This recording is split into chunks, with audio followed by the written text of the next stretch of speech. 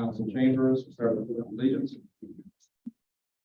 Allegiance to the flag of the United States of America, to the republic, and one nation under God, indivisible. For all. Roll call. Alderman Carr. Here. Alderman Roll. Alderman Johnson. Alderman Montoya. Here. Alderman Rita. Alderman Fairwell. Here. Alderman McGee. Present. Jim Gordon, Your Honor. We have minutes, so we're going to get forum. Public comments, is there public comment? Public comment. Being under new business, we have some special use variances, planning and zoning. The first one regarding Blue Islands Bodega, it's a corner store at 2218 Spring Street, change of ownership. That will be planning and zoning recommendations to include off-street parking in the back. And as planning and zoning. Is there any questions or concerns on this? Basically, it's changing name and ownership of the corner store that's existing on this plan in Chatham. Objection, we did the next meeting. Next, another special use, TLC asking for a marquee on their sign, so of course that's in planning and zoning, because the district that's in, it did pass some restriction, I think minor, if any. Any questions on that? Right. Got a couple small amendments here under city code relating to parking deals for sale. We're adding that you cannot park deals for sale also with private property. Again, it's one of those things we always thought was code. In fact, I know when I was younger, I joked around with the attorney at the time. I had a car for sale on my property and I received a ticket, even though it was never part of the code. So we're just splitting up our code, we're adding that one line in here that adds private. Could I just ask, I'm assuming that the answer is yes, but it's illegal to prohibit somebody who's on private property. Yes, Yes. for parking for sale vehicles. Yeah. And I'd say what attorney, I think Aaron mentioned almost every town has for that prohibition. Yeah, it's for that. Yeah, I'm sure, I get it. Cars. I'm all for it. What about cars that are stationary, like, was that all the division or? Cars, we already have codes, you can't store cars in the private property that are in the mall. We already have codes that has to be, even a car parking has to be a paved surface, pavers or blacktop or concrete. So those always exist. So I drive down Vincent, and on the right hand side, there's business, and they have car for sale that are there. Okay. And if you look at that property goes all the way down to Irving, Hmm. and the residents in Irving contacted us. That's when we like to put it this that. All the houses empty, they store, there's about 12 cars on property on Irving and Convenience. Okay, this is exactly what it came from. That's the only place I've seen it, so. Any other question from this one? Alderman Roll has joined us. For the proposed renovations on the Vita Rec Center, once I'm looking at this, more information on this, you want to speak to it?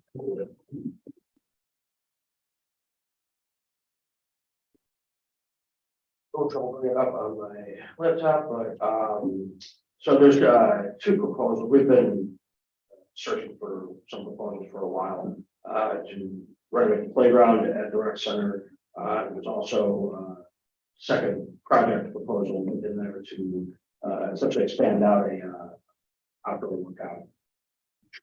That would be more used for, by adults. On the top of my head, I believe this is somewhere in the $140,000 range on the playground. That's pretty consistent with my experience with playground equipment, installation, etc. The quote in front of you, actually, we were going to be able to get that price down below that quote to some degree. Some of the items quoted in there are things we think we can do in-house in terms of removal, and some of the work needs to be done on the land. So they're trying to get the quote down to really paying for the equipment and the installation. You do want to hire out the installation on these. You don't want to improperly install playground equipment. The second item is Alderman Johnson working with Sean Livingston, who is a Blue Island resident, who was sales rep for the playground company.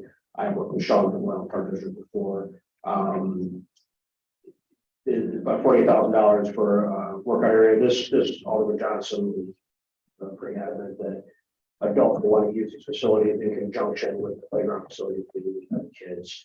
From a budgetary standpoint, staff recommendation standpoint, we would like to prioritize playground this year.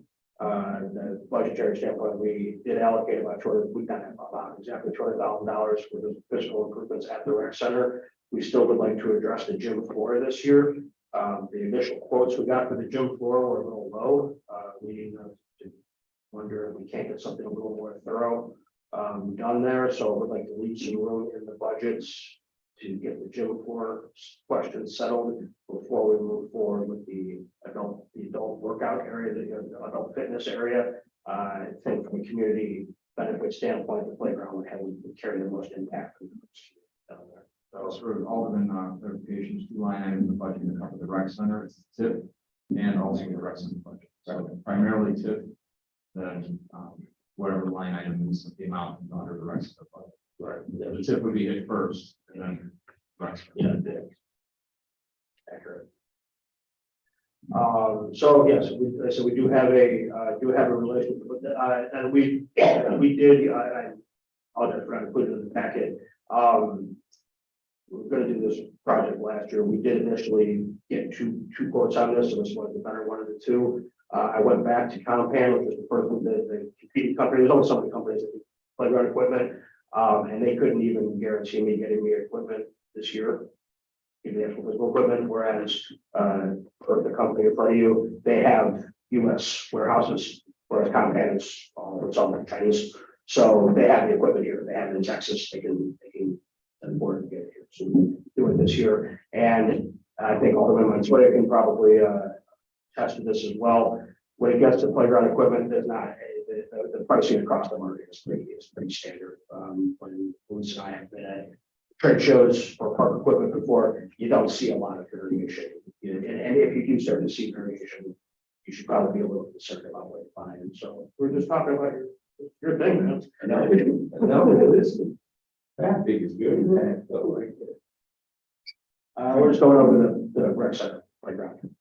So if you want to add anything to that. Was there anything to do with the inside of the rec center? So what we're talking about here is Sean Linderson's quotes on the playground and the adult fitness center. So the priorities that we're just talking about having the rec center for this year would be the playground, the gym floor, and the adult fitness center, kind of in that order. Yes, sir. Okay, and I think that's typically what you and I have spoken about. Yes. So this would, if the council's okay with it, we'd like to bring the formal agreement to the next meeting for the playground, and then Questions? Thank you. Next on the agenda is the golf supply quote. Well, there's insurance, commercial insurance, remember golf. no. Yes, might as well stay up there. Actually, it's my opinion from my history, the stuff that came in less than I expected. I'm glad. But the Alderman already looked at it. Do you want to give a quick thing on it? Yes, so this is, I think, very good news. It is consistent with what I think the council has been asking for. We've had the conversations in the past about the ability to get a standalone insurance policy for the golf course. We were not able to find a carrier who was willing to do that. So we have been working with, for this specific project, Alliance is our carrier on all our vehicle policies, et cetera. Because this needs very specific attention, because we are a bit of a unique case, we've had to ask for some favors. In terms of getting somebody who's going to look at this, look at it long enough. It's not going to be super profitable for the carrier, but they're hoping to establish a relationship with us moving forward. So what this is a commercial general liability coverage for the golf course and its property in its entirety. So it gives us the perfect page C, our various liability coverages, but it carries a max general liability of $2 million coverage, which is good in the event that there would be an incident where somebody would get, serious physical injury, anything like that, or even the city's liability. This gives us general liability coverage that we're looking for. Liquor liability of $1 million. That's also very important to consider whenever we're a liquor establishment. We will have the proper insurance that a liquor establishment should have in terms of any liabilities, servers, overserved people, et cetera, et cetera. These cases can come up. This will overall help us build the loss run statements we were trying to build to get to ultimately have the entire city under a liability policy. So this serves as a little bit of a starter point to that. $17,000 coverage, we do have this budgeted. So our hope here is that this solves at least a significant portion of the concern in terms of the golf course not being one of our absolute necessities and requiring us to get this coverage. Ultimately, we want this similar style coverage for all of our departments in the city. Questions on the insurance? First off, thank you. Thank you, thank you. Secondly, is there? Yeah, I don't have all the paper there to see. Let's see, yes, yes. Let me dig into it a little bit. Okay. And the other question I had is, provided they have this, is it possible to get a higher, a larger amount of coverage? I can inquire on the introductory level because we're already, like I said, kind of an outlier situation. So we're asking people to go outside we're asking carriers and to go outside their normal lanes of coverage. I will inquire about it. I'm going to guess that the answer I'm going to get back is talk to us next year after we see a full season of how operations go, what kind of incidents you have. If they're consistent with the jinx here, but if they're consistent with the incidents that we have had at the golf course, I would imagine there would be, but I mean, my real wish is based on the meetings you've been involved with as well, is that we are having a more comprehensive discussion moving forward, right? Maybe with this carrier, maybe not. Yeah. One little aside too, in terms of competitive bidding, et cetera. I think this was the 6,000 carrier that was provided. So this is our best offer in the market. We did go shop. Okay, thank you. Same with the golf course, we have a figure that we discussed before, but we have it in here again, $7,000 range figure. Actually, I misread that when I put it on the agenda. It's only 3,000. Yeah, there was two options. Two options. Yeah, there were two options. You know, I read it as one. Well, then we're good. Always read it once.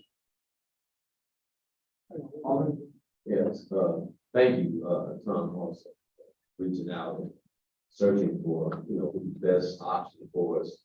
I know that was a concern of myself, where everyone really, but I wanted to also ask, how are we standing? Because I know you and I had a conversation about expanding I guess the outside area, maybe the closing part of it. Have you had a chance to get in? In terms of the deck area, stuff like that. Yes. Yeah, so we did have Burke Engineering, our engineer do some core samplings out there. We need to know what's underneath that ground, since obviously it's built on a landfill, it's not traditional construction ready, right? So we did just get the core sampling back relatively recently. There's garbage under there. But on the plus side, they did, based on structurally what they found, they could say there's a pathway for they could secure adapt to move hours from there. So we have a existing drawing from about a year and a half, probably 2 years ago. So we need to show that to the architect. So it is in process. It is on our radar. Whether or not we're going to hit this construction season or not, I'm not 100% sure. I do want to have some further discussions with you about that in the context of what that means to the sort of 5 to 10 year vision of it, right? So, but we do now have the core sampling. We know that we can build it, which was a big part of the question, right? And we do have at least one version of how we build it that we can drop to bid the price. Okay, thank you. Any questions on the golf? Next we have amendment, just give a background without going into much detail. Some older might be aware of it or got complaints, some might not. We had the police union, not police officers, soliciting our businesses, and some businesses were concerned with a scam. At the same time, there was, of course, it possibly was a scam going on with people soliciting, saying we're going to the police department, asking for money. There's nothing in our code to regulate this right now. So this is what this language primarily came from. If there's any questions, it's mostly clean up. If not, it doesn't have to pass tonight. This is where it's done. There's nothing stopping anybody soliciting money and donations of businesses and representing themselves around any city. Which is a concern. We have several reputable businesses in town, longstanding businesses that have been donating for years, possibly to not be well. This is where this came from. I don't know if I told it. Something's going on. I think it's a good idea. Just one small question. There's a part here with fees and permits. I didn't see anything about like you get a permit, how long it is good for. Maybe it's in there, but I didn't see it. I will speak to Aaron. Mayor, I have a question, sorry, Alderman, will you finish? I am done, thank you. Question, I thought that we had something as far as, solicitation, like the different doors for homes. but- No, what they did in the past, what we come to realize, they would deny, it's in our code, allowed. Okay, And they would just deny anybody that did the upfront and actually asked the building department or clerk's office, they would just deny every application put forward. There's nothing to focus more than that, it's just an application. And they would just deny it, we would just deny it, we wouldn't, nobody knocking on doors, they don't code or force it, like that part of the situation. Nothing written down somewhere, they can follow through and get prosecuted if somebody did violate after multiple times. We're not going after everybody selling everything, but after a warning, they keep doing it once something happens. Is there a way we can maybe put in, because since we're using the word solicitation, we can maybe put a definition of, I think that if it's, like, if I read it through once, and solicitation shall include, which is first, the bottom, last sentence, second page, and then solicitation shall not include. And it goes to the gamut of 1,000 lots out there. yeah, the reason it's so detailed is. What it does. because I know we had issues with people getting robbed, I know in my ward. They had kidnapped the older couple, and the face, part of the game. Solicitate, it would work. This is where an officer can simply ask, where's your permit? They show a permit that they see one as a charity or religious group or whatever. I got a permit from the city, so for whatever days, and they're good. And then if they don't, you gotta go to the building department right now and put stuff out, wait till they open the next day, and then you can continue on your business. Or you can't do it because you're defined as selling doors, which we don't allow never. Because I know we had to do it with the untouchable shake. Unless you're a charitable organization, that's fair. You're allowed to sell, but as definition, you're charitable, nonprofit. That is, But I'll just answer your question about the annual would be, what the time frames are. So as it's written right now, it essentially gives the administration a pretty broad authority on that. So we can do one of two things. We could either leave that language as it is, and get directive on the record as either now or the next meeting to say, I think it should be annual. I think it should be as part of our January or June license, whichever. Or if you have a strong feeling on it, we could codify in the language. It's annual. It's still under, and we'll have to do it outside. Whatever, right? So, but that 121 license required. That's where it's at. So if we want to make the language change, that's what. Yeah, because I don't know specifically, but it just seems like there might be some circumstances where you want to make it maybe a 90-day or a 6-month. I don't know why. Yeah. It seems there might be kind of usually an option, so I don't know, maybe not. Would this cover the individuals that ring the doorbell or the energy service? Yeah. For somebody that's not a nonprofit, would be allowed. Okay. Question? Yeah, do you know where these union members, are they making phone calls? Yes, they're making phone calls and coming in person. At least 3 businesses. I've been to police departments last few months. I think one of them was legitimate from the union, at least one. We didn't get confirmation because none of the 3 actually donated.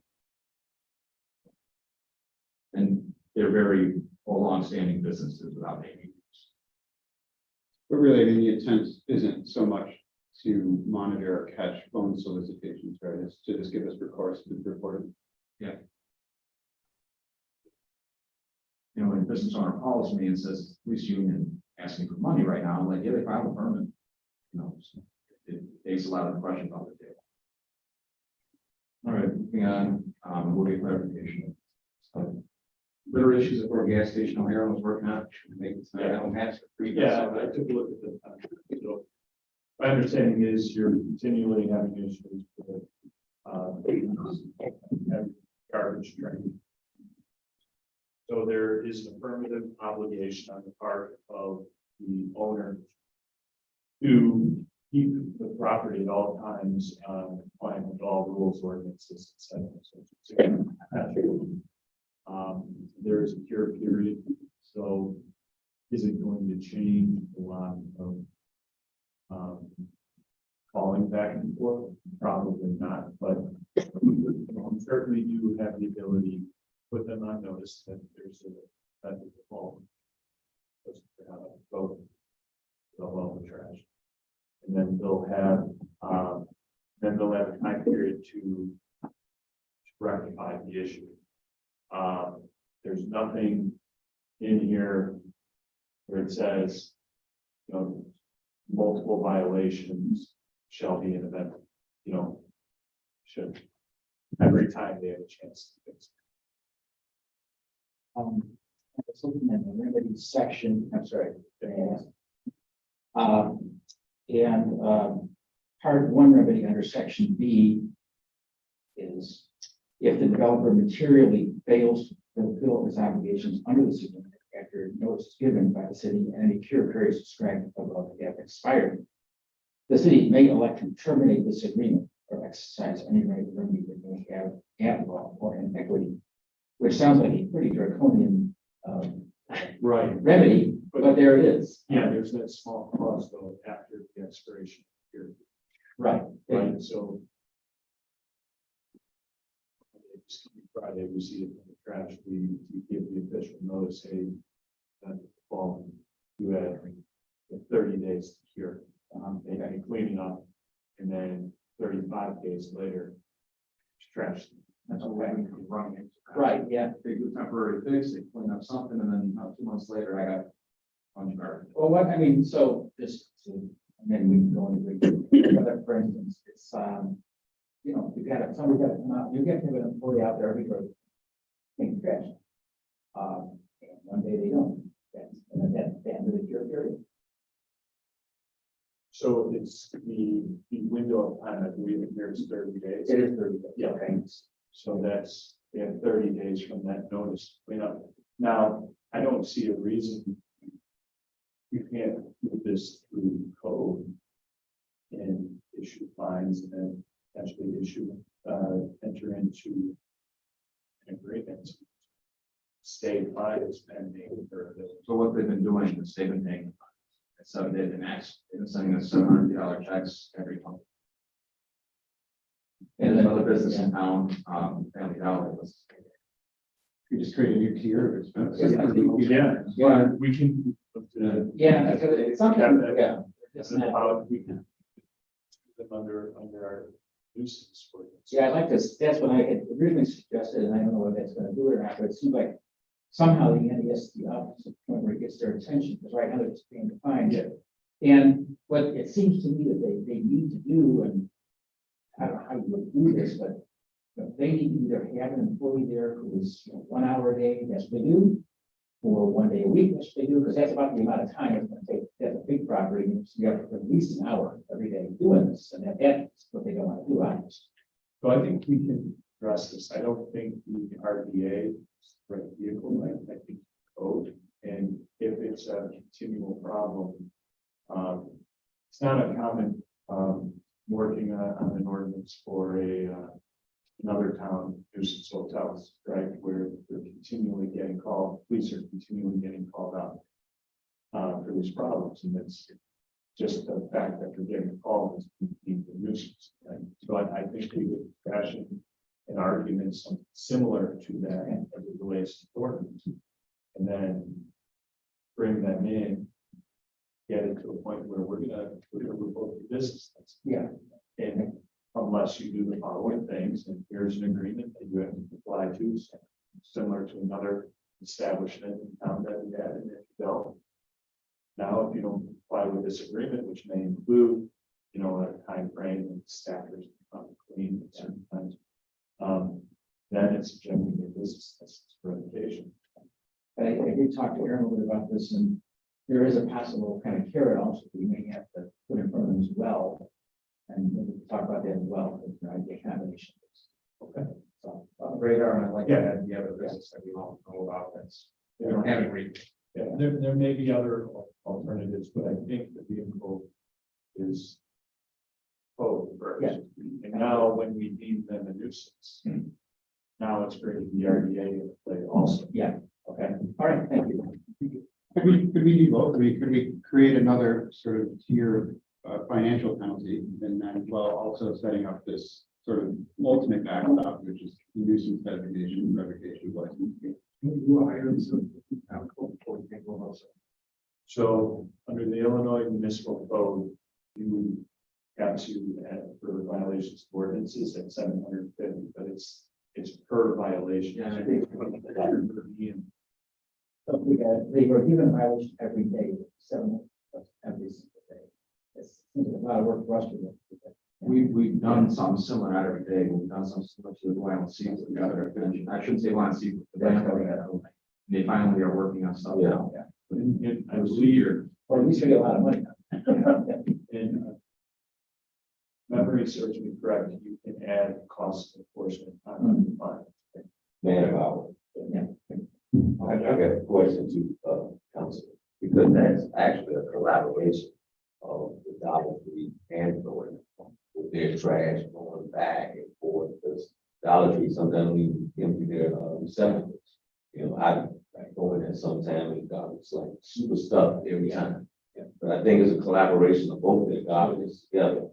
And one being is per se a truck stop. You know, you got a lot of people, you know, that's in there.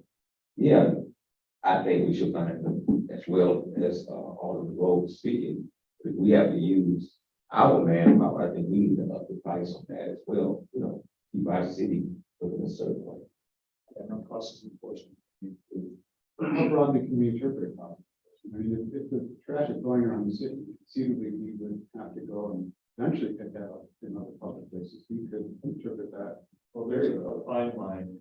At the end of the day, it's going to be up to the judge and feel whether it's rationally and reasonably related to prosecute. So we would, Forced. still not saying we go enforceable, throw around 10 grand between the 750 cap which they short off and threatening to revoke the license. I feel like we still find a level of warning that's sufficient. Maybe, I don't know, that's what I'm thinking about. Yeah, so we'll sit down internally and get a packet that respond with it. We know for both businesses, Dollar Tree, which is owned by Bentley Howard, it's one the same. And Gordon's, our billing department, on multiple, not every day. They pay 750s over and over, and it's on their radar. Let's continue these conversations. Thank you. Next one, and I've already made a decision on part of this, but I think you'll concur. So everything on this window and roof is, so just roughly the background. It's East Annex roof. This roof is 5 different roofs, and we think it's from the 60s and 70s. Well past its lifespan. We got buckets everywhere on the second floor, and the chief was nice enough. Not here tonight. We first replaced a lot of waterlogged things, but it's going to happen again. It's leaking from the second floor into the first floor and leaking down here. But that included this roof here, which we know needs to be done, and then all the windows on City Hall. There's like 50 of them, some, which 2 of them fell out over the last few years, and 2 or 3 are rotting through. We put your hand through. And then the roof on the red building is leaking. We got a few buckets in the attic there. So we know this things need to be done. These prices came in, and according to our engineer, they came in low. To me, we don't have $1 million in the budget on line item. We have about half of that. So I told them right away, they can reach out to these 3 bidders that bid on this and remove the East Annex, because we can probably get 1 more year out of this and do everything else within budget constraints and bring it back to council. So I'm waiting for those new numbers to come back. But it's including tuck pointing needs to be done, includes windows that need to be replaced, and both these roofs are bad. We did the fire department last year, we did the police department last year, did the police department garage last year. So we're moving in the right direction. We did our first responders first. We know that eventually these have to be replaced also. The red brick building, we think is probably 30 or so years old, which is at the life expectancy of that shingle roof also. But the flat roof on top, which there is a flat roof on the red City Hall, is way past its life expectancy because that's only about 20 years. So it is leaking pretty good. Benefit of that is we have an attic where we can put buckets. That's the benefit. But So I've asked them to get us new numbers. If they get us new numbers within budget constraints, we'll see at a future council meeting, regardless if we do this or not. It's probably a project that'll probably start, but not finish until next year. Because windows right now are 8 months. That's my update on that. Is there any questions? Engineering projects. So I put in front of you multiple things. We spent some time on this, and I briefed a little bit last time. And so if you look at first, the one that says 2023 road program project location map, that's green, red, and blue. This one here, you can see mine. All right. We scoped all these streets with televising and cammering and cleaning. And on here, you can see their determination where streets require sewer excavation, that's open pit excavation. We're gonna have to break the street open in certain sections, and possibly all in some of these streets. Trenchless is simple, it's done without touching the street surface at all. And some of those are as minor as one manhole might have to be replaced. So those are minor, and then the red obviously no sewer work. So the stuff that says trenchless and no sewer work, I put on for this year, which the RFP should be going out by the end of the week. IDOT is waiting, we're waiting for IDOT to say it's okay. Which will be on the, I think on the following map, if you look at the map that says 5-year road program. And again, this is all draft still, so keep it to yourselves because you see still work in progress. I asked about this in our last meeting to put a 5-year plan together. So if you look on there, the 2023 in green is what he's putting in RFP. So you see 2023 road program, the streets in green, which would be the ones that did not need open excavation, Grove, Artesian, Union, Sacramento, Orchard, Collins, 119th Place, Gregory, Elm, 120th, 121st Place, and Highland Avenue. New Street, right? And New Street, yeah. This is the New Street, we were lucky. The street was terrible on top of it, sewer's fine. So those will be going RFP. It's a smaller contract this year. However, what's not on here is he's including the square footage to redo the Dunkin' Donuts parking lot, which is a huge liability, which is the one in Western here and Vermont. And he's also including the additional work in conjunction with 218, which is adding about 50 parking spots at Vermont. So that's going to be included in the RFP. And that's paying for your buck because they're bidding asphalt, you're getting more people all in one project. So that's going to be the RFP that's going out. It's going to be smaller than last year, but we know we have. Going forward, if you want to go back to that 5-year one. Sorry, just looking at the 5-year plan. Yeah. I'm sorry, I just answered my own question. Go ahead. All right. So we're projecting the one that says 2024/25. We're going to be rolling probably this next year to involve sewer work now, open sewer work, which will drag out our construction so no longer. The one that just says all red, lines are all red. Those are streets that we had to push off from this year because there's open sewer work that needs to be done. And sewer lining, sewer work. So that's projected possibly for next year, rolling into the following year. That's when it's all red again. That would be 120th Street, 120th Place, all of Greenwood from 119th to 127th, Greenwald, Cochran, Lewis, Birdsall, Maple, 122nd Place, Minnesota, California, all the north, south, so they're by Eisenhower, Clinton, Francisco, Mozart, and James and Old Western. That's what we're putting on. He's again, it's all draft. He's gonna put this all together in a nice binder when he starts getting finalized numbers. What he's also doing simultaneously, and it goes back to the 5-year one and beyond, and he didn't give me a graph for that one yet. Pretty much every street that we're not doing this year, and every street that hasn't been done in the last 10 years, he's gonna have televised and sewer. And that way, based off that, he can estimate per manhole, per linear foot sewer, if any, God forbid it's a lot, project how much over the next 3 to 5 years we would need to spend on streets. And more definitive costs, rather than what we're going off 2021, 2020, CMAP estimate of 30 million. The good part about it is, I spoke to him, I'm going to televise they came back this year. A lot of the stuff are easy fixes. There's only one street, I think Greenwood, that majority of Greenwood has to come out along the center of the street, 123rd, 127th. The rest of them are pretty minor here and there, catch basin, a few feet here and there. So that's good news so far. He's going to bring more information, most likely, hopefully, at the earliest to be next month's meeting. And we can put this all into a nice package because this also goes in conjunction with possibly a loan or a bond, which we been back burnering talking for 2 years. The city hasn't done a street infrastructure loan or bond ever, I don't think. It's something that we need to talk about, but that way it'll be the first time in our history we actually have a 5-year plan. He's done a lot of groundwork already for it. So when I mentioned that he's been working on it, he has been working on it. There is one map I forgot to print off. But he'll get all this together, and when he gets all the sewer televising rates, we should have within a few months. That's minor, and it comes out of our sewer fund. We'll know exactly what streets, what sewer repairs need to be done. And it'll be any street figure in your head that hasn't been done in the last 10 years, we're gonna include in that next 5-year plan.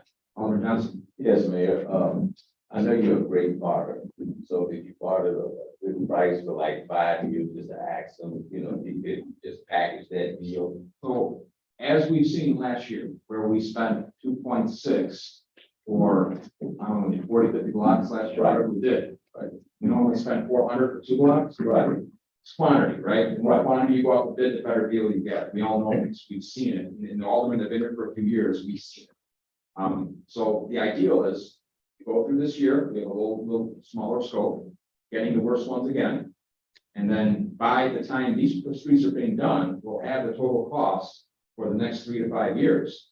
And then we'll have a broader discussion, but we want to knock out a big thing over the next 3 years after that by doing the bond or loan. And then knock them all out, then going back to maintenance, which by the way, Alderman McGee, I know you asked me, he's working on the maintenance thing also. I put this on the forefront because we can do crack sealing and sealing up until November. So, and then we want to get our RFP out there, so we're trying to get IDOT to. My other question, Mayor.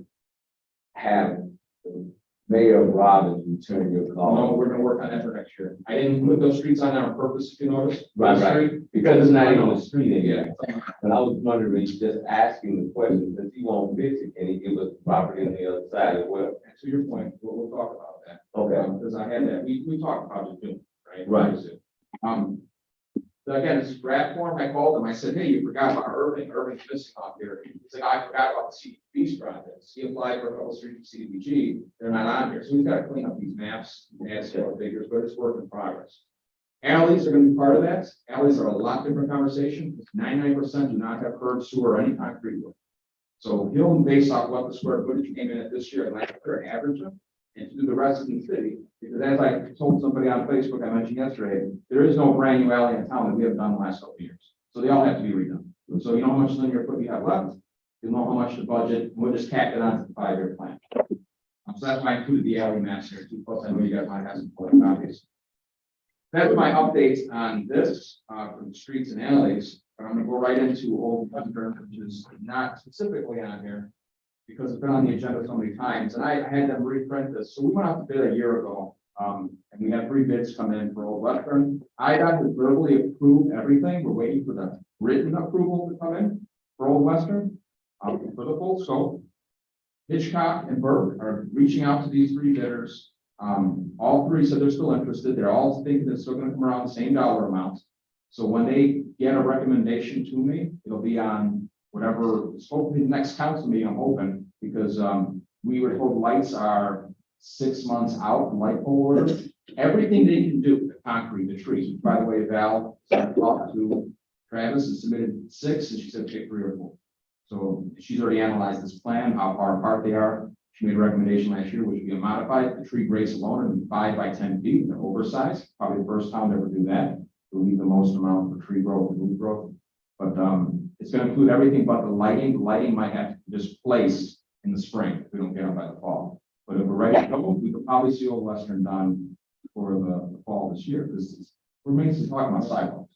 You know, phase 2 and 3, we know we got a lot of grant money sitting on the table. So I'd like to get this started so we can start submitting plans, considering how IDOT took with this little 2-block dead end section. You know they're gonna run this to the ringer for the main part of Western Ave. So the sooner we finish, they won't even talk about phase 2 and 3 until they come and walk this after it's completed. So the sooner we finish phase 1, they'll know what we're looking to do to phase 2. Could you just talk me through, you said there's 3, we're looking at, I'm not quite sure that I'm looking at 3 bids here. Yeah, Pan Oceanic, FH Parsheen, and Burke. Burke has stuff that he had done street. Oh, that's the, Yeah. okay, so, So right now, on the surface, I there's still some gotcha. unknowns. Okay. Parsheen is coming on the lowest, but as Travis mentioned, and I talked to Joel from Hitchcock before the meeting tonight. There's some overlap where Aaron is looking at the contract with Hitchcock. There is possibly, we're not sure if we ever approved it, Hitchcock built into one of their contracts, project oversight. Well, Burke usually does a project oversight, they're responsible. So Burke included his oversight in that 3.1. They're not including that oversight in that 2.9 because they think they are included in their previous contract. So there's some legal things we need to clean up and find out where we at. But roughly all three numbers are about the same. Yeah. Obviously, we could save 100 grand, we could save 100 grand. But it's going to be coming down soon. I know we've already talked about, I knew these numbers were submitted to you before, $3 million. We were budgeting up to 5. It's in the budget. It's in the budget more than these numbers. But more importantly, again, it won't be completed this budget year. More importantly, I'm worried that it's taking 2016, by the way, I looked it up. We started this project, filed the first permit in 2016. Do the math in your head for 2 blocks. Okay. So, and some of that I'll blame on inconsistency at city level, but majority of that IDOTs have been pending on a lot of our permits for 10 years. So it scares me for phase 2 and 3, which is uptown. That being said, good news, we should be able to start very soon on Old West. All right. Well, I think I covered most of the mayor's announcements. LED is going to be starting again. All the streets are going to be seeing the tree surveys out there. I haven't seen them yet. Mike hasn't seen them yet. They're supposedly out there. Have you seen them yet? No. But it should be doing the survey. It's going to take a few weeks, and then we'll judge our tree issues. Pretty much what I'm already talking about, I think. So, city clerk, yeah. Mission Covenant Church is having a Father's Day dinner, I guess, from 10:30 to 11:30 on June 18th. The Cultural Church is on Monday, June 19th, having a family night at 7 o'clock. The Meadows Golf Course is running a junior golf on Tuesdays for the rest of the summer, so sign up at the Meadows. June 25th, Mission Covenant Church is doing a motorcycle blessing at 10:30 a.m. City is sponsoring a community garage sale August 4th, 5th, and 6th in Perk's office. TGIF has begun food, music, and vendors on Fridays at York and Western, 11 to 3. The fireworks again this year will be July 1st. Food, crafts, inflatables, music, beer, garden, 4 to 10. Don't forget to get your city stickers. Oh, and the Guild House is planning September 24th, the Blue Bridge 5K walk and run. The city is going to help sponsor, and more information will be plugged. Thank you for bringing up Guild House, and I talked to Western. This week I met with 2 possible businesses. And it's not a secret, but it's a secret, I guess. Our office has an official offer from a chain. I met with them. I have another meeting with them tomorrow. Seems like it would be perfect fit for Blue Island as a whole. Does not exist in town at all, this specialty. That also led, they were so impressed with our meeting and the streets that they have possibly a sister business that might be buying Labyrinth, possibly. Which we can only quote. But it seems like that's a good sign. Businesses and it goes into economic development. I know Bill sent the email to us. I took it off here right now because we had all this other stuff to talk about. But I think we move forward sometime, even if it's a easy RFP. Maybe I'll ask. We talked. I know that's you've done that in the past. Some parcels of marketing, and we talk on the side how to get this going. Because like tomorrow, I'm meeting with them at 10 o'clock. I shouldn't take off work with me, but it should be at 8. Our economic developer. But because he liked talking to me so much on the phone, I want to seal the deal. So I'm going to meet with him in person at 10 o'clock tomorrow. Right? But it seems like that'd be a good fit for that spot. And on his Facebook, he teases that he made an offer on a building at the south side. He's a north side business, Belmont or something. So that's a good improvement there. I forgot to mention. We're good, right? All right. So anything? Nothing. City administrator has a few things. Did you send out the dockets? All the aldermen? So you can see this pretty heavy docket, just pass them out. This is for our hearing on June 28th. Because we are 2 building code enforcers are out there. Hundreds of tickets on here, just for this month meeting. Is Jason getting a punch card every time he goes to third party? Yeah, 14 visits in 3 weeks over there. There's an easy donut joke in there somewhere. Yeah. There's three administrative reports that we have right now. One person with revenue and expenditure statement. We're at about roughly 50% of the year, fiscal year. So, we did care of that. If you have any critical questions about any of those line items, let us know. Second, as the mayor mentioned, is the hearing docket. We're working on a little bit more sophisticated reporting on this moving forward, but for now, we have the information. So when I say more sophisticated, kind of dividing things up by ward and things like that.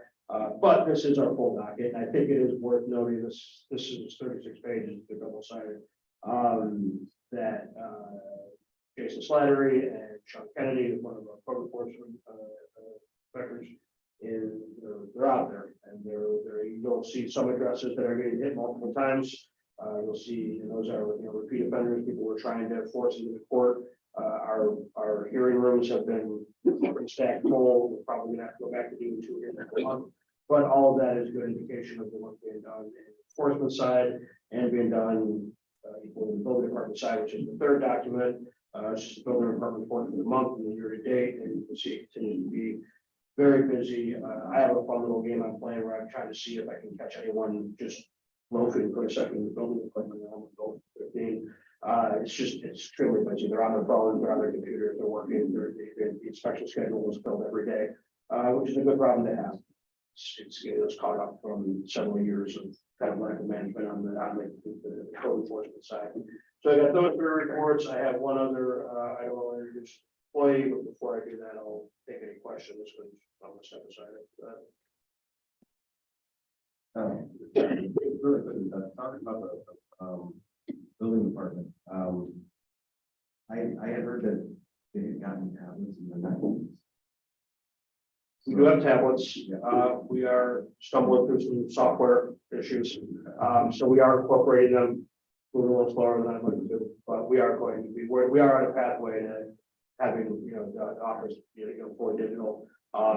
Some of it's, pushing a little bit of reluctance from older employees, things like that you deal with when you're trying to modernize, right? But we are, we are in process. We have one of the impediments that I've discovered as we've implemented it is we need to invest in some mobile printing so that more activity can be done on site from a vehicle. The tablet is good to have, but you can't print the notice right there in violation and do. There's a lot of municipalities that essentially do that, right? Where they have a mobile printer, they have it. So this is true of building, fire, and health.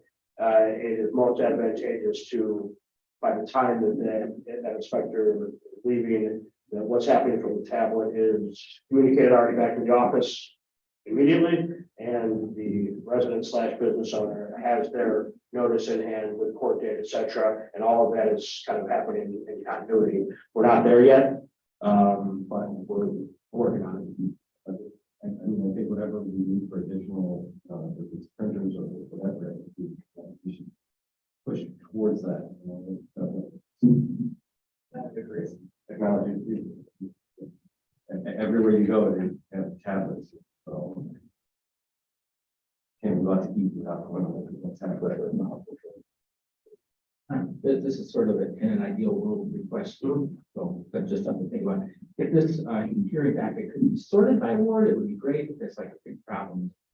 We're going to get there. Yeah. The software was never built Yeah. to separate by political boundaries. There's probably some good rationale for that, especially when we walk history over it. But with that said, there's a very practical reason why you want to see what's happening in the section of the city you all elected to represent. I think it's very reasonable. But yeah, so and some of this is on our long road to more sophisticated reporting, right? So this is I didn't want to not provide anything. I wanted you to be able to at least look through it. I did want to show some of the volume of what's happening. Now we're at the high point of the season. But that said, what ultimately I want to do all of it is be able to where you can get relatively real-time access to what's happening between month to month in the word violations. So as it relates to violations. So that is something we're striving for.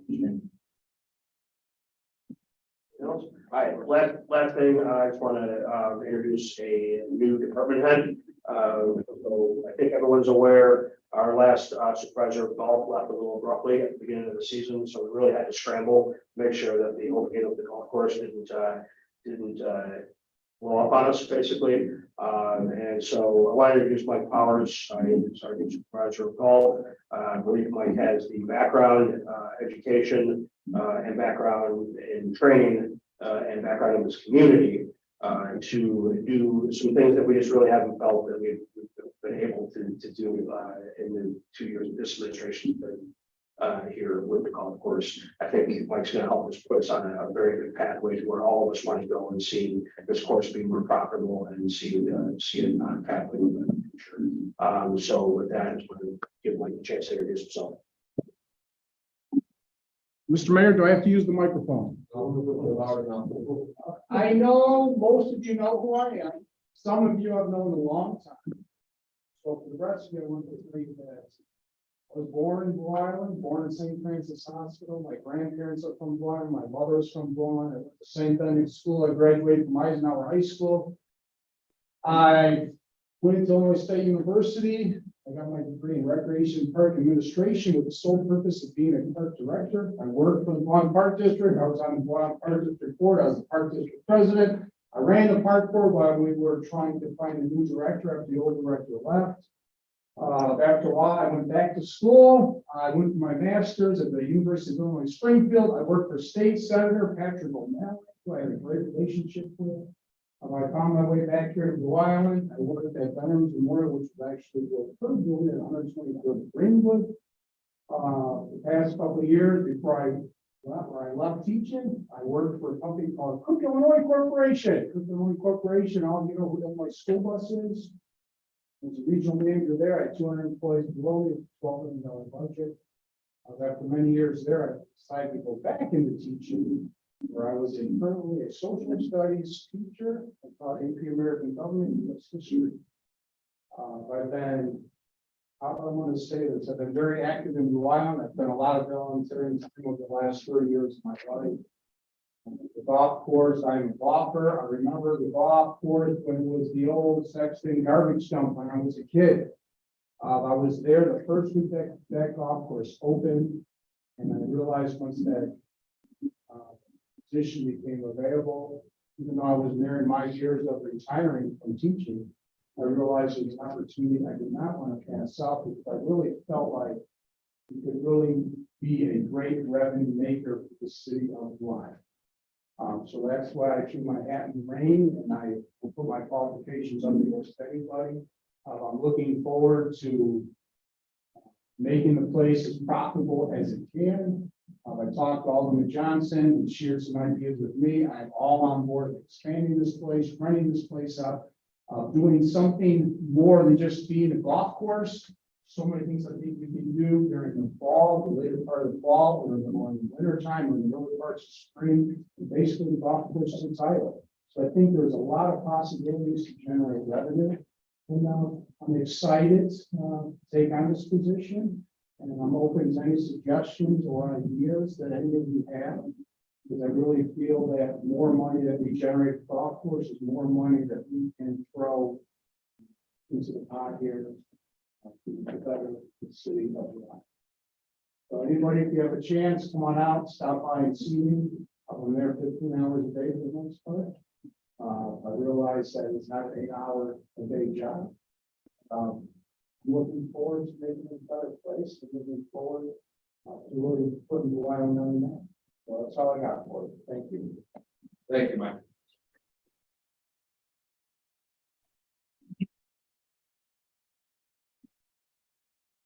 All right, convince me to stay in teaching.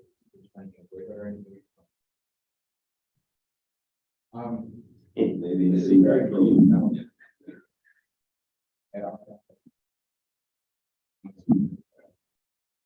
Well, maybe he had to deal with our kids, though. Yeah. But I would change my mind. Aldermanic announcements, comments? Yeah, I like to just thank Public Works, Mayor, because it's showing that really been busy and making things happen. It's actually seeing it. And I appreciate that.